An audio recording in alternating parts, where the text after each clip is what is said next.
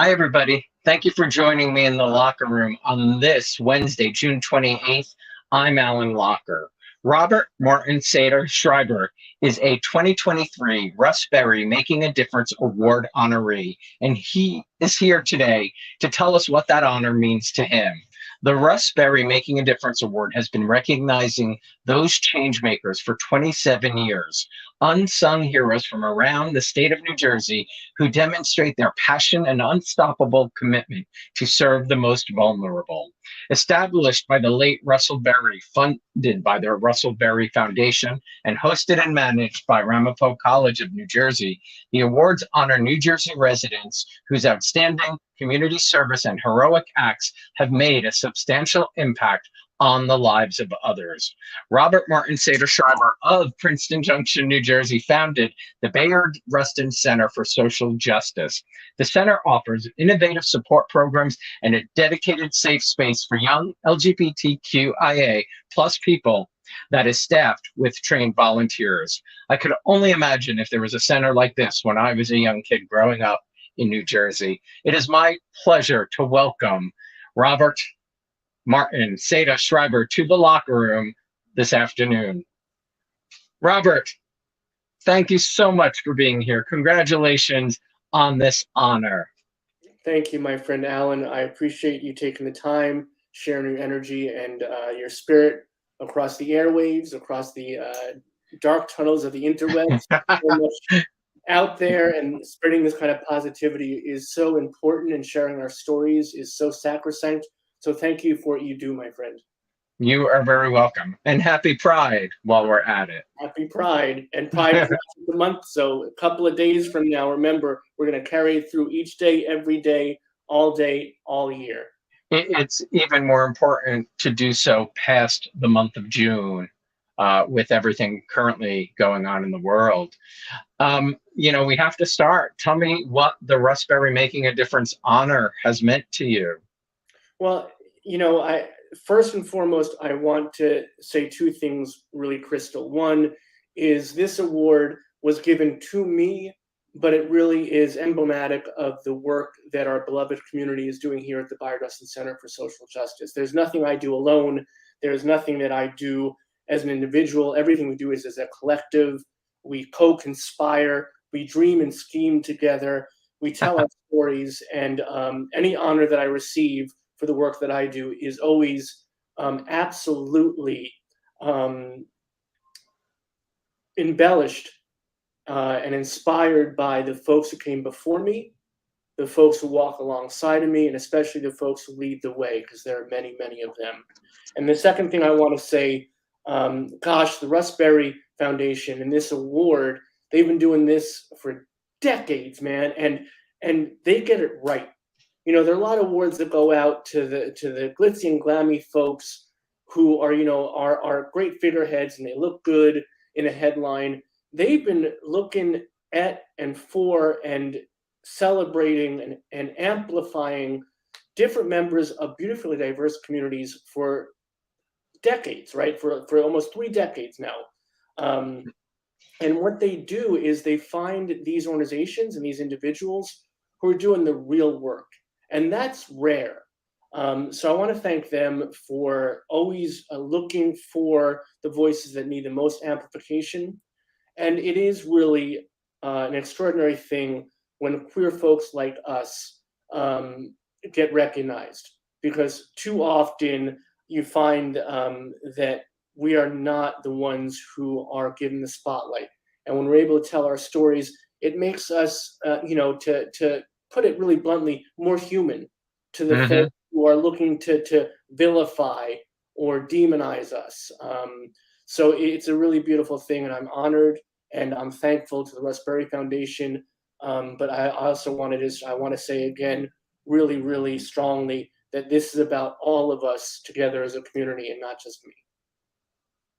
Well said. Were you familiar for a long time with the Russ Berrie Foundation? Say again, I'm sorry. Were you familiar with the foundation? Yeah, so, one of the things is I know that folks have spoken to me about this award. I've seen some of the honorees through the years and been inspired and honestly, I've been following what they do because it's really an important work, and I always like to see who's being celebrated, who's being amplified, the work they're doing, and how I personally can support them, and how the Bayard Rustin Center for Social Justice as an organization can support them as well. Love that. Love that. Love that. Speaking of the Ruston Center for Social Justice, can you tell me about the genesis for creating this safe space for youth? Yeah, what do we have, an hour? Because that's going to be ready. Because I am a storyteller, if nothing else. I got that from my dad. Well, So. well, you gave me permission. If I need to steer you, I'll steer you. But go ahead, because it, like I said, I really do. I mean, I grew up in the 80s as a teenager, and there was nothing, no representation. So the fact that things like this center exist today is only, it's a godsend, really. It's a helpful thing because, as we see what is going on in the world when people are trying to silence us and create laws and things against our community, just for not even just political reasons. It's just it's shameful. I really was feeling positive about the direction of media and politics. I mean, it's, what is it? Is it 7 years ago today, or yesterday, 2 days ago, marriage equality became the law of the land, Anyway, I stole your answer there. Please take, the genesis of the Bayard Rustin Center for Social Justice. I want to speak to what you said, because to me, what you said is sacrosanct, and it's one of the most important things we do here. When someone says to me, or one of our safe space hosts, which is right across the hall from my office, that if something like this existed when they were younger, or if there was an opportunity, or there was someplace to go, what it would have meant, that to me, that means the absolute world. So I thank you for saying that. I thank you for feeling that. And we've heard it from our youth. We've heard it from our drag queens. We've heard it from community leaders. We've heard it from elected officials who have come by. And we've heard it from our elders as well. Because we serve folks across the spectrum, not just of identity and gender or lack thereof, sexuality, but also age. It's really important to us that we absolutely service the youth, and we make sure we represent their concerns, and we're here for them. But we run all the way up to 80, 90-year-old folks, some of who have come in and transitioned in their lives because of the center. And I'm not trying to talk about how important or special we might be, but what I'm trying to do is have people understand that this is a journey for all of us. And the more spaces like this, there are so many across the state of New Jersey and around the nation and around the world, that please find one if you need or want one, because there's so much that you can bring, not only for yourself, but you can bring to that center. Everybody that comes to us, it's always about not what we can do for them, but also what they can bring to us. One of the things that's really important to us is that we will never speak for anyone, but speak with everyone. We want to hear the stories. We want to make sure that we're doing the work the way that the people we want to represent, that we want to serve, that we want to help, need and desire to be.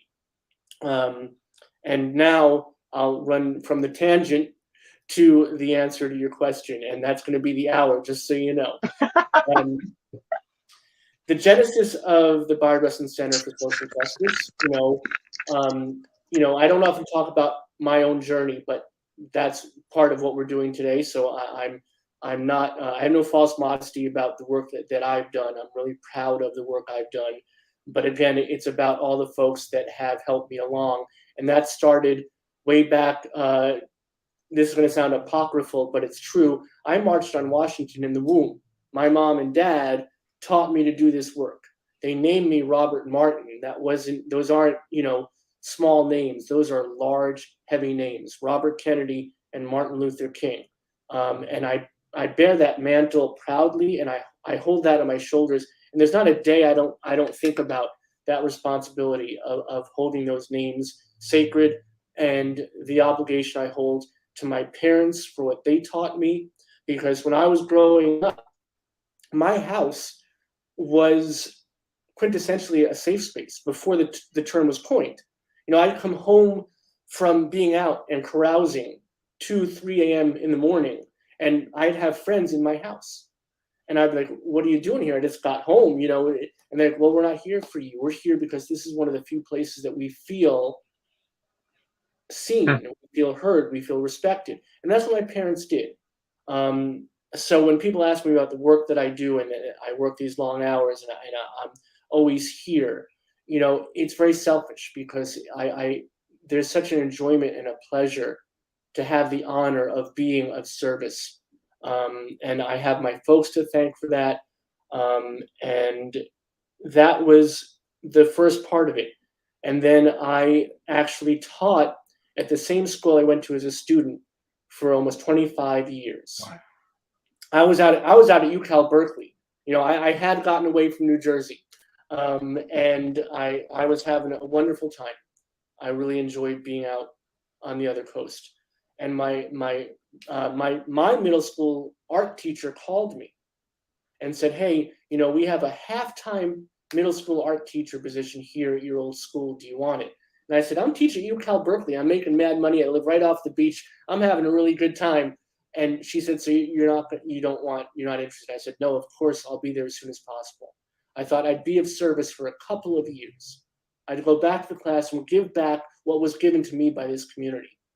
And 23 years later, I was still there, and it became something that was so impactful for me personally. You know, and during that time, one of the things I'm most proud of, even to this day, is that I helped to forge the first middle school gay-straight alliance in New Jersey. And that was kind of the first concrete step in the journey to the Rustin Center. Because after I did that, Robert, what year was that? So gosh, that's a gotcha question. I'd say that would have to be late 90s, early 2000s, probably mid 2000s. Again, I mean, in New Jersey, to me, is just, you know, I couldn't have ever imagined. You know, I couldn't imagine that in middle school. I would have. There are a lot of other folks who couldn't imagine it either. Yeah, I'm sure. One of the issues about New Jersey, and I can only think of the impact that had the minute it arrived in a middle school. Had to be huge. There was a lot of pushback. There are a lot of people who equate these things with sexuality, and you know, you have to teach.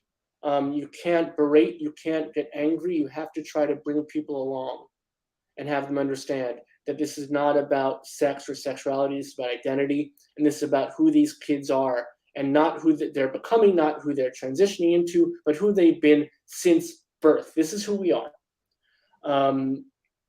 And once we establish that, and by the way, it was not just me again. I want to absolutely give credit to the other teachers who worked and fought and loved alongside of me, the students who inspired us, the administrators who allowed us to do this thing. It takes a community.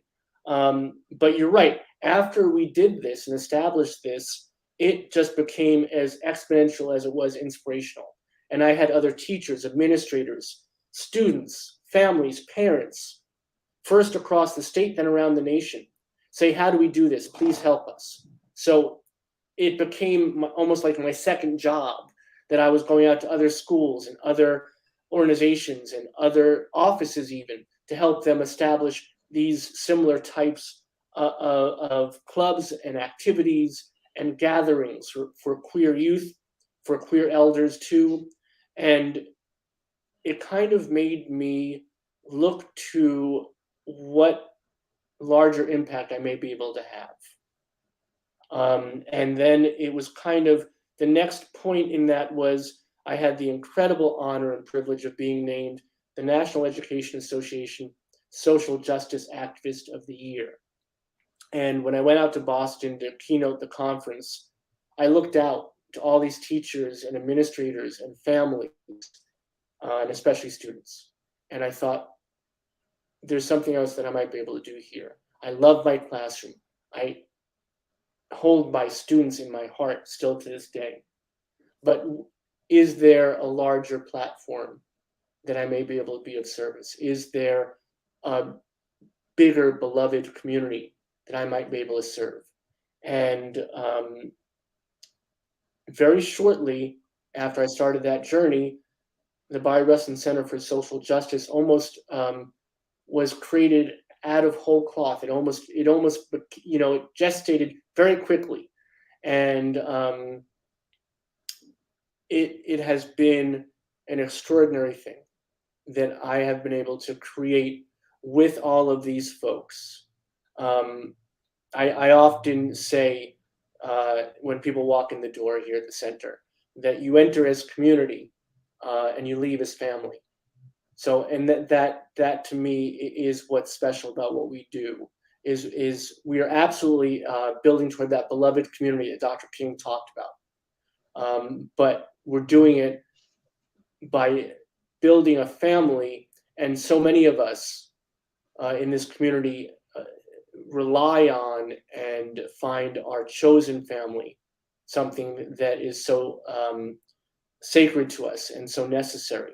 So that's what we do. We become that for so many of the folks that walk through this door, and in turn, again, to make it crystal, they become that to us as well. Amazing.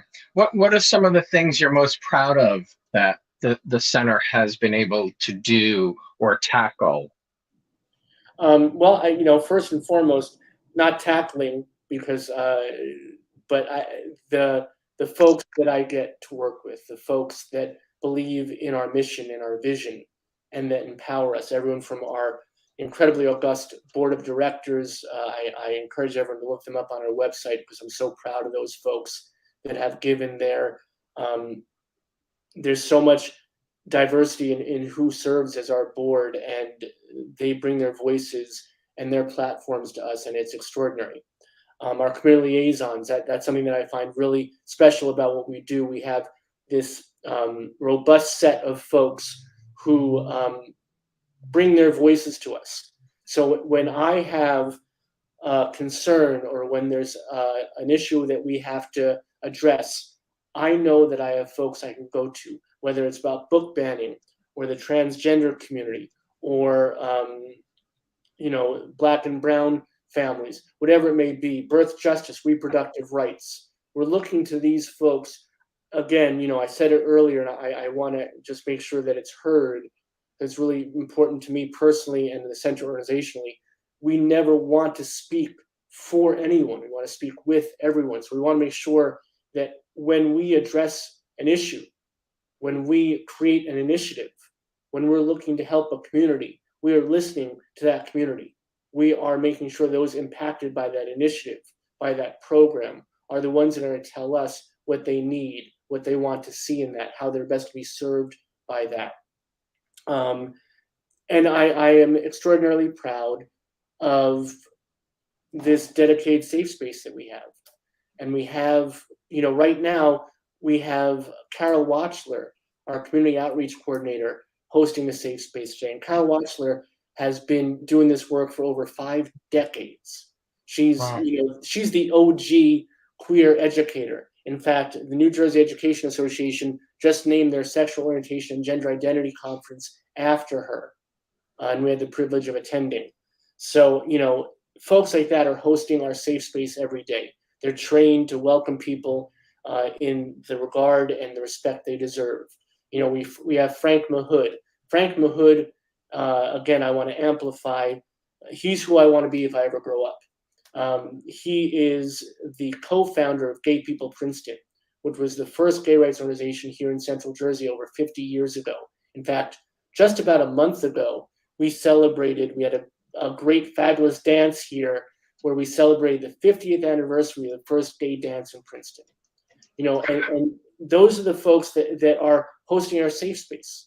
So not only can you come in and have the sanctity of this center, but you can hear these stories and be inspired by these folks. And again, the age spectrum is really important to us. We also have Rose, who is one of our queer youth brigadiers. And the Queer Youth Brigade is so wonderful to me because it brings me back to that middle school, that high school, that school setting where I know that these kids need a place just to hang out. And what I love about when they get together is they spend half their time really dedicated to talking about what programming we need, what events we might host, how we can best move forward their voices. But then they talk about who's dating whom and what's on TikTok and all the rest of it. Because again, they're also just kids and they need a place just to be kids. And that's just important. So it's a beautiful thing to hear that, and be able to close my door, give them some privacy and do that. We've done HIV testing here. We did monkeypox vaccines when there was a crisis. We have a birth justice reproductive rights program, which is still gestating, forgive the pun, but we're trying to figure out what, especially the queer community needs in that, because there's so much that reproductive rights, the queer community usually left out of that conversation. So how do we find out what they need in a program like that? We want to train doulas here so they can go back to their communities. That's something that also we think is really important and impactful, that the work we do here cannot live here. It has to be allowed to roam freely so folks can go back to their communities and bring it back to the folks there. And we're just about to really launch in a very robust way our Defenders of the Right to Read. Book banning and censorship is becoming such a huge issue. It's not of the moment anymore, it's emergent. And we are so incredibly proud to have Martha Hickson, who is probably the most powerful voice on this issue right now. She just won the Lemony Snicket Librarian Facing Adversity Award. She's won all the librarian awards, and I didn't know how many there were, but she's won all of them. She's been at the center a few times doing programs, and she agreed to be our BRCSJ librarian in residence.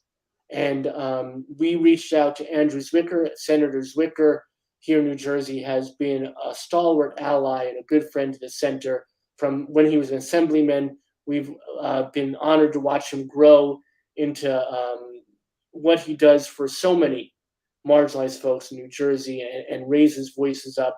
And he just, sponsored the bill to combat censorship, to stop book banning. It was inspired by work that was done in Illinois. And I am really proud to say that we brought that to him, that we were the ones to say, hey, we need to look at this issue and how can we address it. And again, Andrew did all the work. He wrote it up and he proposed it, and now it's going through the legislature. And we're so proud that we get to work with him and that we get to now help him to promote this, to amplify this, and to allow, again, one of the things that's really important is that our kids can be in their schools and see themselves represented, that our adults and our seniors can see themselves represented in our libraries, and so many folks who don't have the ability maybe to come out, maybe to speak freely of their identity because of whatever the issues may be, whether it's family, whether it's community, whether it's something that they're just not ready for themselves. But books and media are so important in that struggle. And if those books aren't on the shelves, then that can endanger lives. And we want to make sure that everybody can be seen, can be heard, can be recognized, can be respected, and can indeed be loved. Thank you so much for all of that and for fighting for that.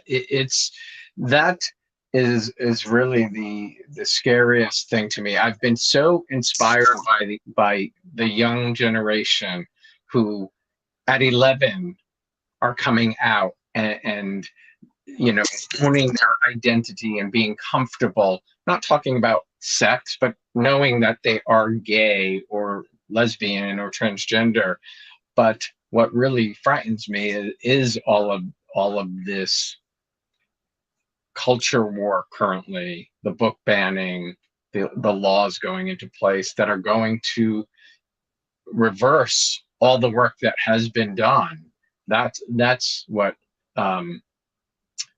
you know, frightens me in all of this, you know, that's going on. I mean, I really hope the great work you're doing will protect it from going backwards, is I guess what I'm trying to say. Well, I think that it's these conversations, it's these sharing of stories that allow us to understand that we're not talking about platitudes and ideals. We're talking about human beings. We're talking about people. We're talking about 5 and 6 and 7-year-olds. We're talking about 60 and 70 and 80-year-olds and everybody in between. And we're talking about not only those of us that have established our identities, but those of us that are still questioning, those of us that are still exploring, those of us that are still understanding our true selves. Life is a journey, and none of us are ever fully formed. We're always coming into new realizations, new identities, new ideas of who we are, how we can represent, how we can help others, how we can see others. And without access to these stories, how do we have our voices heard? How do we understand who each other is? I understand this concern about going backwards, and unfortunately, it's something that we engage in on a daily basis here. Someone will come into the safe space, or someone will email us, or call us, or during one of our events, speak to this. I truly believe that we are too strong at this point to go backwards anymore. That folks are trying to pull us down, but the more they try to pull us, the more that we are going to fly. We are going to give each other wings. We are going to make sure that we can be together and rise up. And I think that allows us a very unique opportunity. Whenever someone says, you can't do that, you can't be that, you can't love that person, I always imagine and believe and hold in my heart that there will be 5 or 10, 15, 20, 100 other people that say, no, I will love who I love. I will be who I am, who I've always been. And no one can put me down. No one can disallow me from my identity, from being human, from telling my story, from being seen. My wings are on and I'm flying with you, Robert. So 100%. For those that don't know, will you tell me who Bayard Rustin is? Of course, yes. Bayard Rustin is not only our namesake here at the center, but he's our absolute inspiration. There's not a day that goes by that we don't think about the work that he did. And by the way, I want to say this, that our board member emeritus is Walter Nagel, who is his partner. And we're absolutely honored to have his support. We're the only organization where he is so robustly involved. In fact, he was just here for our Pride last week and marched with us in solidarity.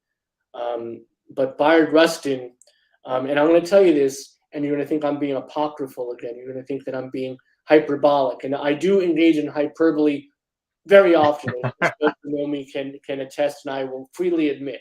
But when you're talking about Bayard Rustin, there's no way to be over the top. It's all absolute historical fact. Bayard Rustin organized the march in '63. Without Bayard Rustin, nobody would have heard King's Dream. He made sure there were porta potties. He made the sandwiches. He made sure the buses were on time. He made sure people showed up, and when they showed up, they were comfortable and they were able to be there for the day. So that is not something small. Organization is something that's so huge in making sure that our voices are heard. He's the one that inspired the Freedom Riders. He is the one that brought the peace symbol to America. in 1958, the peace symbol was created for a nuclear disarmament rally in England. Bayard was there. He brought it back with him to America. These are just a few of the things. He actually not only created the term, but embodied the term, speaking truth to power. These are glimpses of the power and the passion of this man. He brought nonviolence to the movement. This is absolute historical fact that he went to India and studied with Gandhi's folks, disciples of Gandhi, personally. And he came back. He went to Dr. King's house. And Dr. King, he actually said when Bayard showed up, he said, Bayard Rustin's here. I guess we must have made it. And that's what Dr. King said. And then the rest of the evening, literally, they debated and discussed and argued from dusk to dawn. And Dr. King had armed guards outside his door. And you could argue rightfully so. His family is being threatened, not on a daily basis, but an hourly basis. But Bayard was able to show him the light and say that for this movement to really achieve what it needs to embrace nonviolence. It needs to embrace the true principle of love. And when the sun came up that day, Dr. King threw out all his guns, and the civil rights movements became a nonviolent movement. This was all Bayard Rustin. But because of who he loved, because of who he was, because he was a Black queer man, he was left out of the history books. He was excised from the stories told. And it's only now that people are recognizing and realizing and embracing him. He was intersectional before Dr. Kimberly Crenshaw coined the term decades later. He understood that any movement needed to recognize other movements all around them. And that was the way that we could succeed. That's the way that we could all move forward together. That our stories are not the same. Our paths are never the same, but they're similar. And if we can look to the paths of others, other individuals, other communities, and we can put out our hands and hold hands as we take this journey together, that's the way that we find true success. That's the way we find true meaning. That's the way we move forward. And that's the way we really build toward that beloved community that Dr. King was talking about. Incredible. I think I lost a little of you, but everybody else heard you. I think the internet on my side gave me some trouble. But I was going to ask you about the story your family told you about your Uncle Les when you were 12. And if you could share that and the impact it had on you at that age. You did your research. You went deep.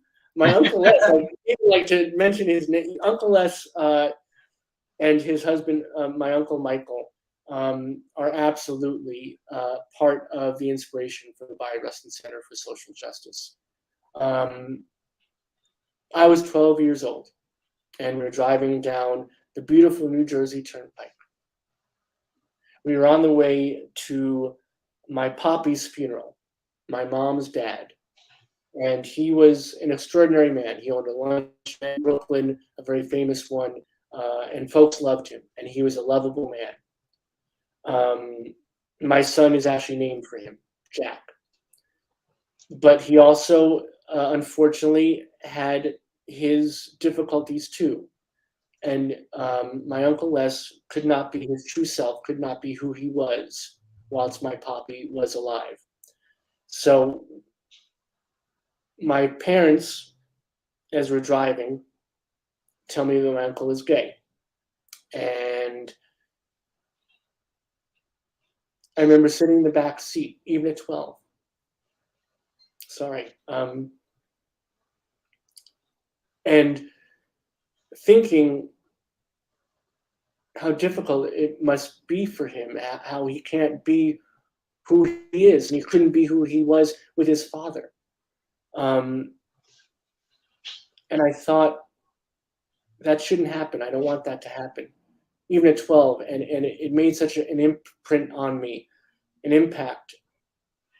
And also, again, to give voice to the idea that my parents were not phased at all. They just, that's who my mom's brother was to her. That's who my dad's brother-in-law was to him.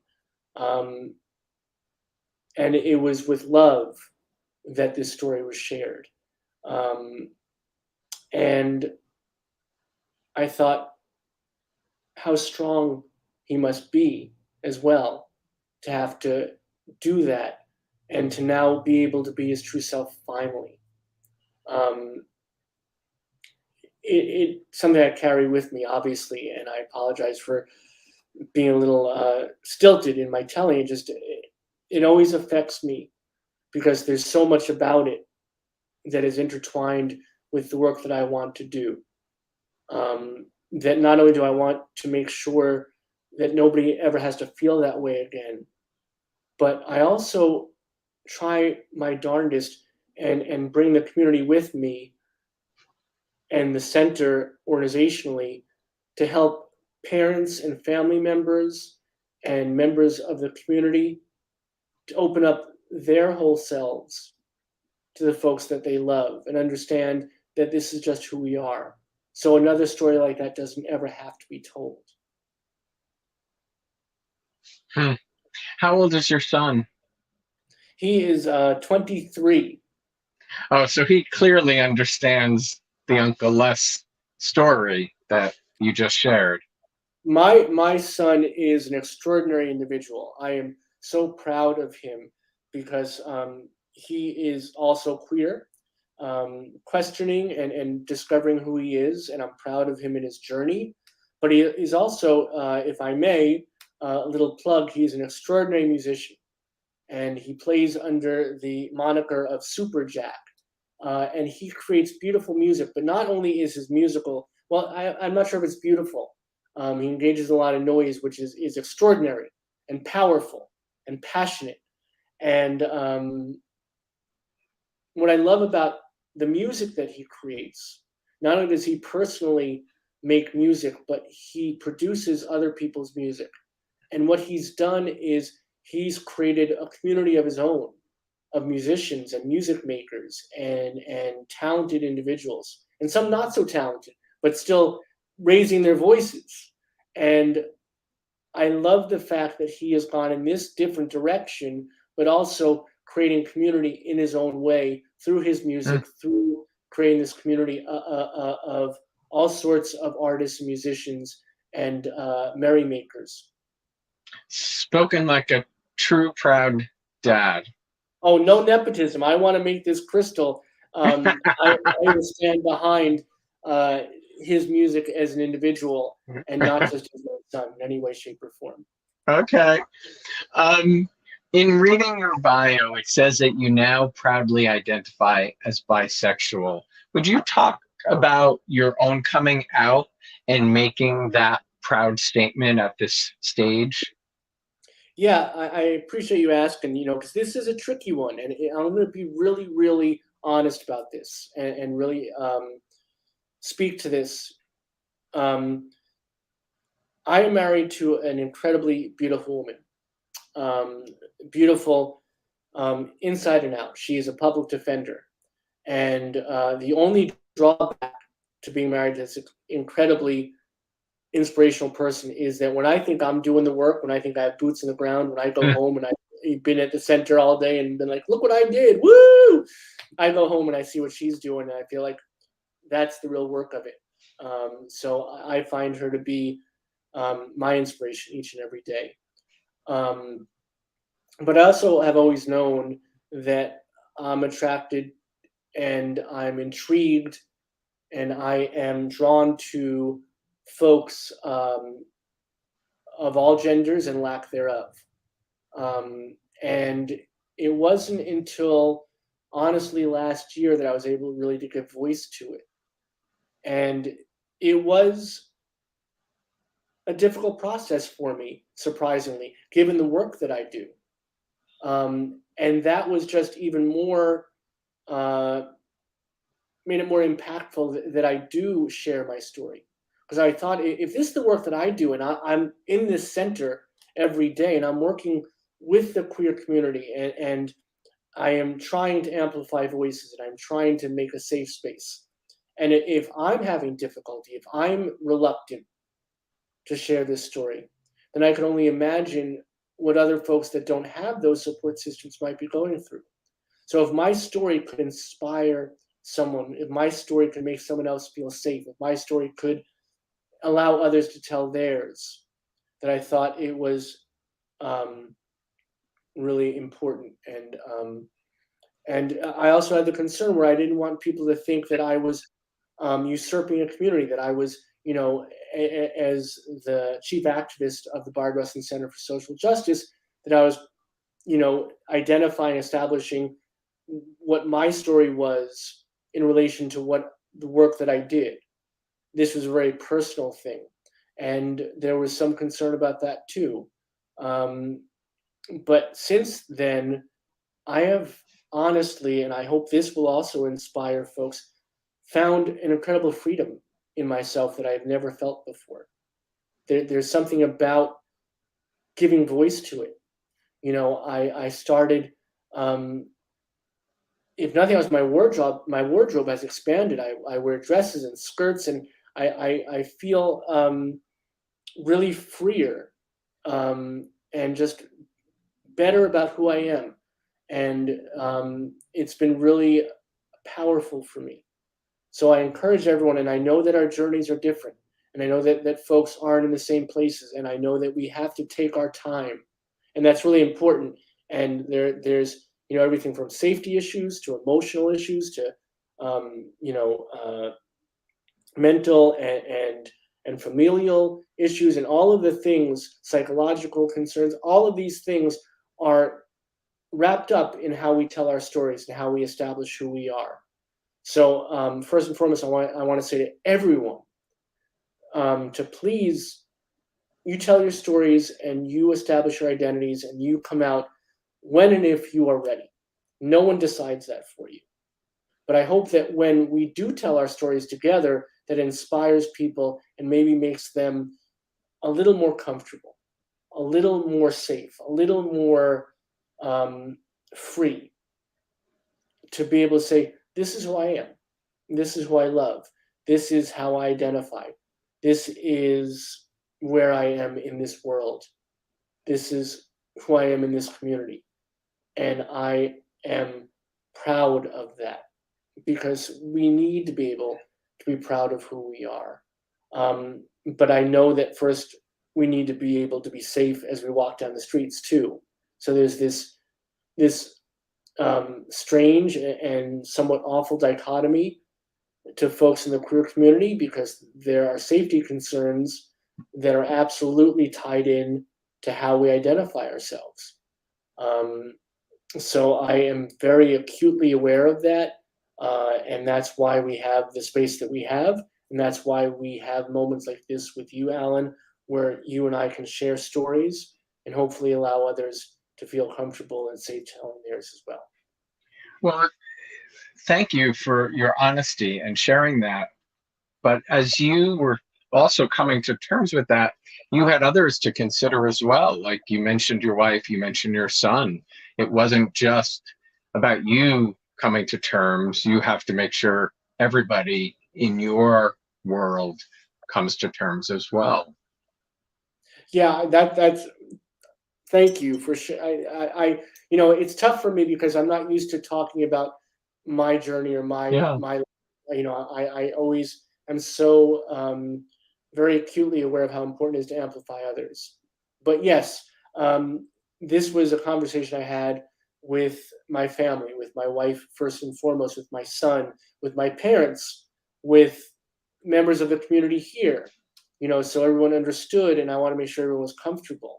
It used to be when we had queer community gatherings here at the center, I would stay in my office and give folks the privacy in the community they deserved and they needed.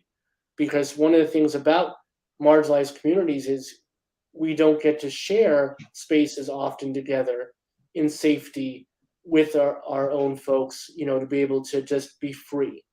So I took myself out of the equation when we did that. So it's a very interesting journey to now be embraced as part of that community. And they would always say to me, because they love me so much and I'm honored by that love, hey, join us, please join us. I'm like, no, this is really important. It's sacrosanct that you have this moment. So now to be able to be a part of that is really special to me. But again, going back to your question, coming back from the tangent, I was very, very cognizant of making sure that my wife and my son and my parents and then members of our community were comfortable with me addressing this and coming out. And of course, because these are all extraordinary folks that I get to share my life with, to the person, one, there was not much surprise, to be honest. And two, that of course they were like, yeah, this is who you are. You know, my wife identifies as the same. So, you know, she's had her own experiences. So this is beautiful that we can embrace that together. And I mentioned before, my son is still questioning and queer and embraces his identity. So, you know, we're a family of wonderful queer folks who get to share that together. And my parents sent me my first skirt, and they said, for a bisexual boy. So, you know, and I also understand completely that there are many, many folks who don't have that support. 100%. But the fact that you just shared that is so important, because that is what a parent's love should be. You know, no, you know, parents can question, you know, what bisexuality is, what gay is, what transgender is, but a parent's job is to love their child. And they showed you that love in that gesture. And I think also an important factor to bring it to the larger community, to the greater community, about love, about family. You know, one of the things that we address here at the center with parents, with family members, is that you don't always have to understand. You know, and you don't always have to even agree or accept, maybe, and that's unfortunate, but you can still love.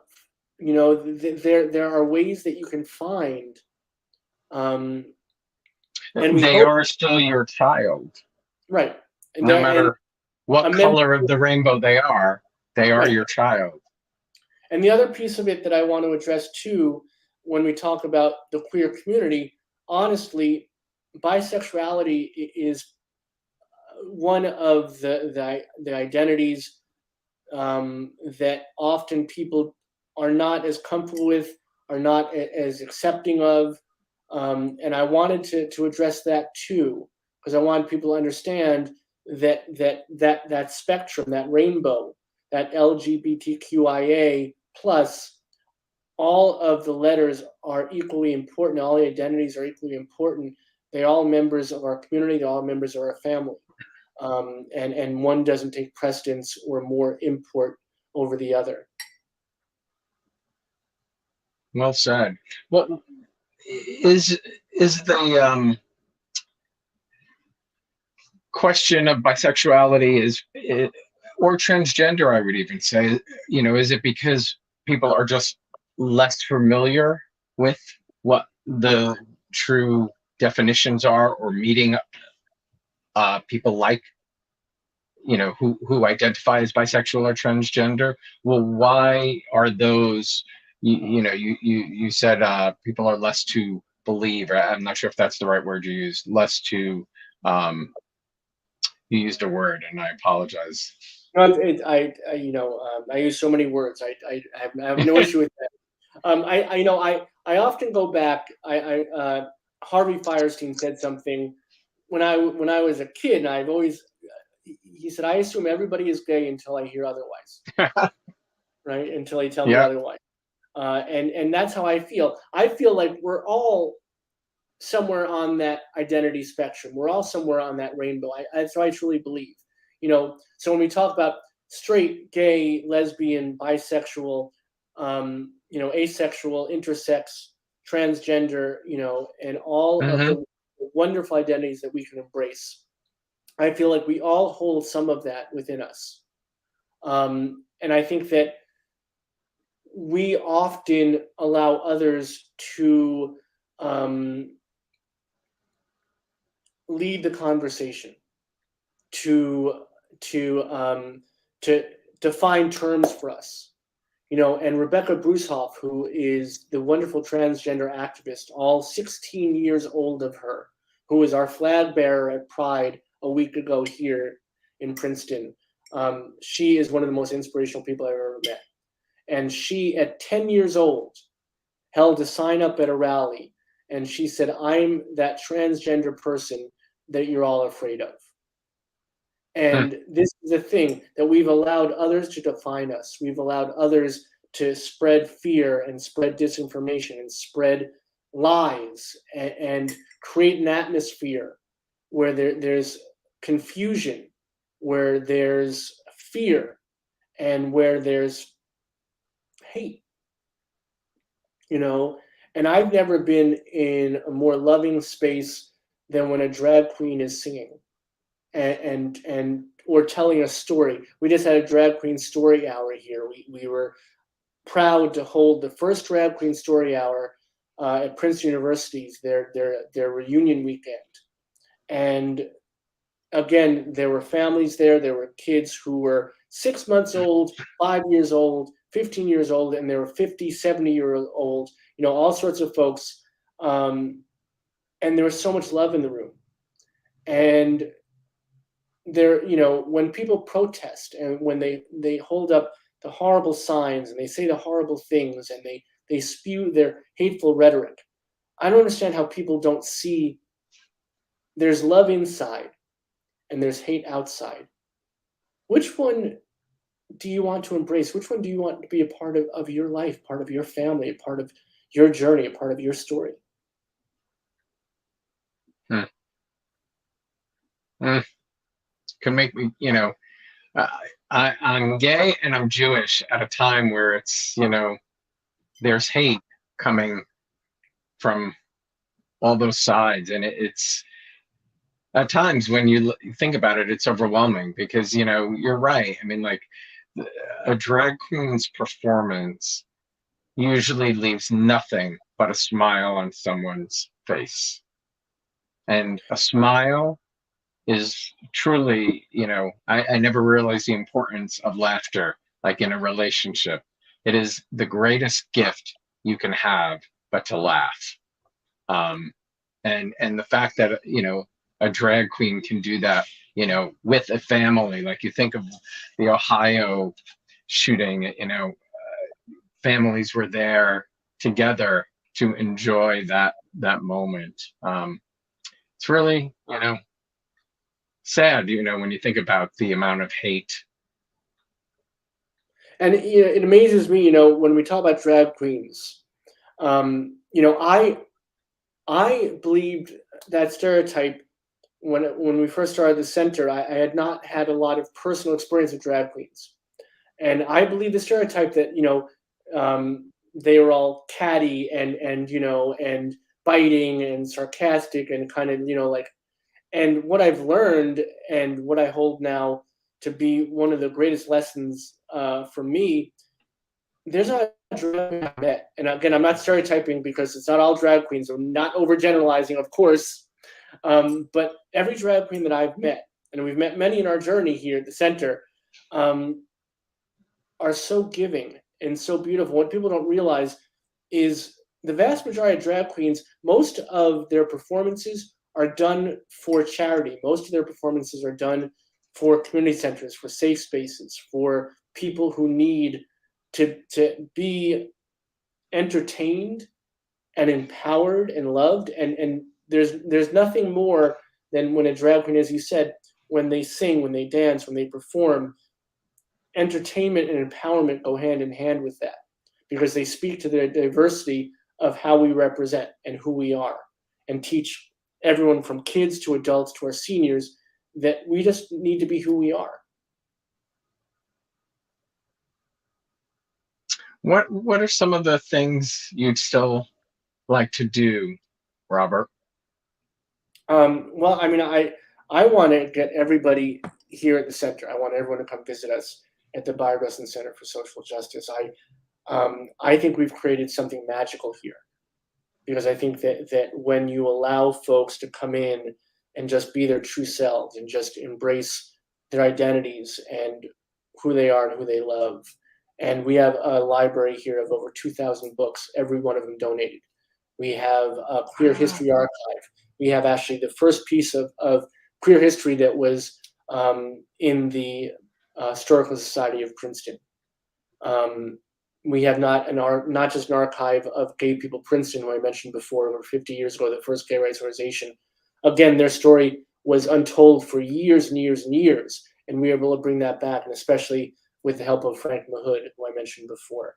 And we are building a tremendously powerful archive of the works of Bayard Rustin, because again, his work has been spread across the world, like the papers and all of the ephemera of who he was are in different libraries and different museums and different places here, there, and everywhere. So we're going to create a virtual platform where people can be introduced and then further inspired by his work. We also have a dedicated physical piece here at the center. And we have a walking stick that Walter Nagel, his partner, our board member emeritus that I mentioned before, donated to us. And it's an extraordinary piece. It was given to Bayard by the people of Zimbabwe because later in his life, Bayard traveled the continent of Africa to allow people to establish free and fair elections for their people. So we hold that stick here. But mostly we just have this open, beautiful space that has light, both literally and figuratively, that has an opportunity for people to come in. And not, honestly, not a day goes by where there's not 1, 2, 3, or half a dozen or more stories shared in our space. And we invite everybody to come in and share their stories with us, and also hopefully hear some stories themselves. If somebody walks in the door, what is the first thing that happens? Usually they're welcomed by our safe space hosts, as I said, who are trained to welcome them in the regard and the respect they deserve. One of the things, I will say this, when we opened the space 5 years ago, and I can't believe it's been 5 years, I wanted, and I don't usually use the word I, I find that we is a very important word to use when we talk about the center.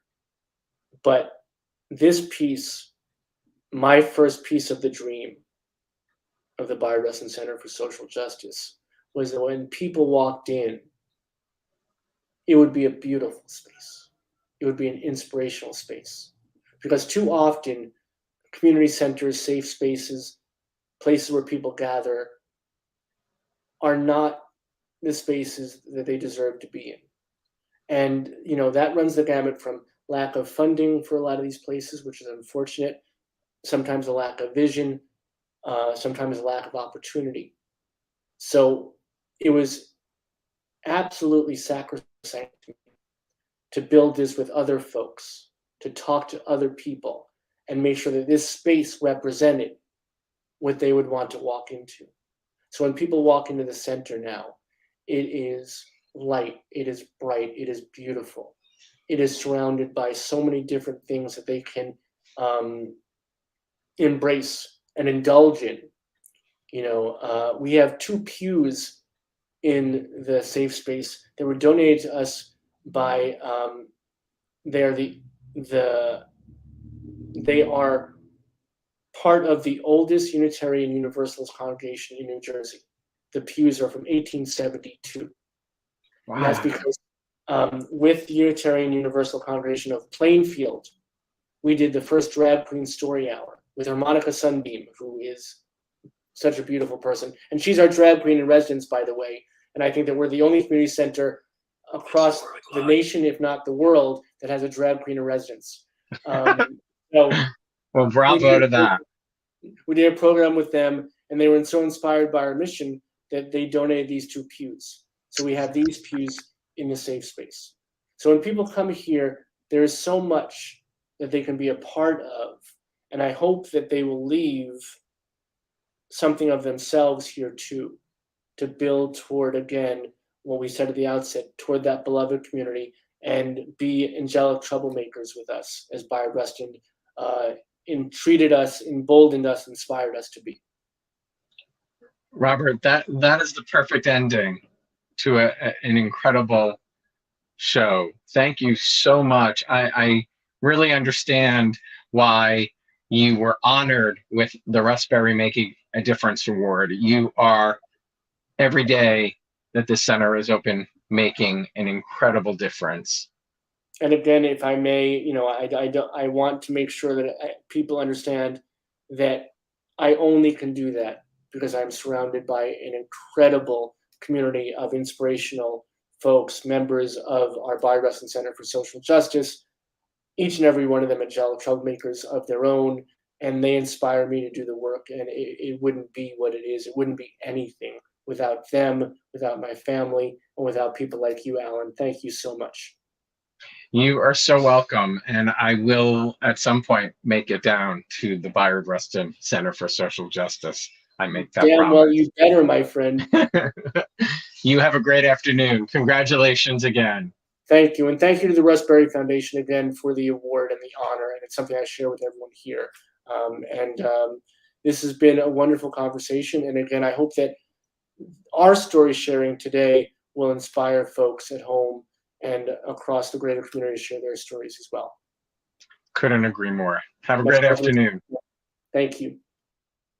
Thanks, everybody, for joining us today. Thank you to Robert for sharing his story, and congratulations again on receiving the Russ Berrie Making a Difference Award. To learn more about the Russ Berrie Foundation, click the link on the YouTube page. You can learn more about it there.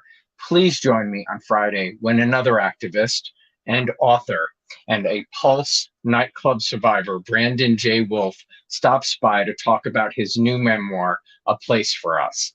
If you haven't subscribed to my YouTube channel, you can do so down below. If you liked today's episode, please click the like button. And if you want to download an audio version of The Locker Room, you can search The Locker Room on your favorite streaming platform. Have a great afternoon, everybody. I will see you Friday. And as always, please, please, please stay safe.